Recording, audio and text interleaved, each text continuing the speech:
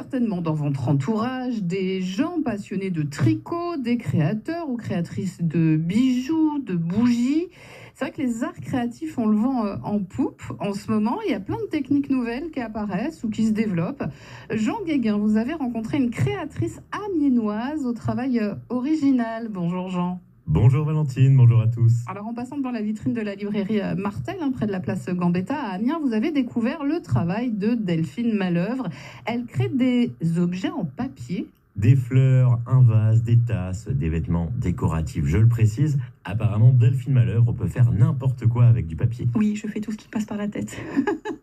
Tout ce qui me fait envie, en fait, ça marche un peu par flash. Et après, je reproduis en 3 dimensions. C'est rigolo. Alors c'est du papier mâché peut-être ? Et ça y ressemble parfois, mais pas que. En fait, Delphine a développé plein de façons d'utiliser le papier. On peut le froisser, on peut le déchirer, on peut en faire vraiment tout ce qu'on veut. On peut très bien l'utiliser à plat, en couches superposées, qu'en poudre, en matière beaucoup plus solide. Je n'utilise pas qu'une seule sorte de papier. Je pense notamment au papier Bolloré. Le papier Bolloré, c'est une matière qui est vraiment très intéressante parce que ce sont les petits sachets de thé. Le papier Japon 6 grammes, qui est d'une beauté extraordinaire. On peut prendre du papier crépon, papier d'imprimant, du papier calque, par exemple. Après, ça dépend de ce qu'on veut faire. Il existe de nombreuses quantités de papier différentes et ça peut offrir une richesse pour la créativité qui est très intéressante. Tous les papiers ne se ressemblent pas, il y a des épais, des colorés, des naturels. C'est un peu comme la caverne d'Ali Baba. Il y a quelque chose d'instinctif et il y a quelque chose aussi d'instantané. J'ai une sensation de liberté avec le papier qui est vraiment assez sensationnelle. Mais alors, est-ce qu'elle vend ses créations ?